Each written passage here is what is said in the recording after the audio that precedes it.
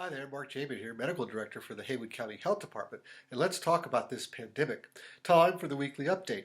And in this video, the numbers from the week. But be aware the data is only through April 1st, and this was due to a lack of reporting with the holidays. We'll see that here in Haywood County, cases and hospitalizations increased. And please share this with someone you care about. Here in the United States, 12 states now in the red. There were 9 last week. And Florida right on the brink of heading into the red, likely will do so soon. 12 states in the yellow after 11 last week. And across the country, all but 5 states are flat or rising, some steeply.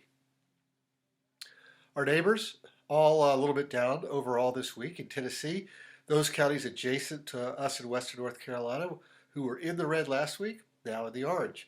But in South Carolina, you can see the increasing red in our adjacent counties.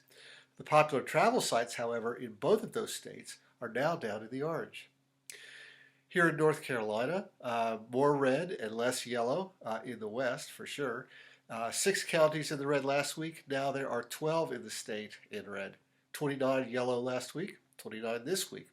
But only 3 now yellow in western North Carolina as opposed to last week. And 1 county in western North Carolina now in the red. Jackson, Clay, and Henderson moved down into the yellow, those 3 counties, but 4 counties, Buncombe, Haywood, Transylvania, and Swain, all back up into the orange, and all with big moves.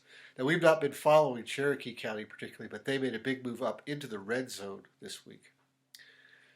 Testing, below 5%, of course, is the important threshold. North Carolina remains below that at 4.4.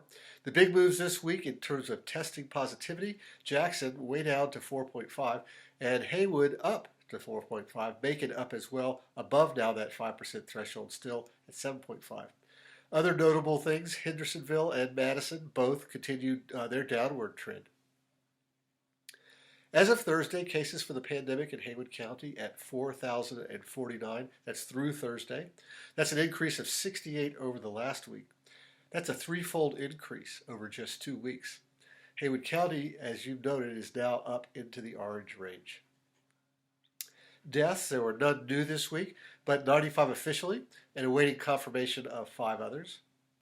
Haywood Regional Medical Center had 0 to 4 COVID-related admissions over the last couple of weeks, and through some of this week and they're up to 9. And that includes people in the 20 to 60 age range.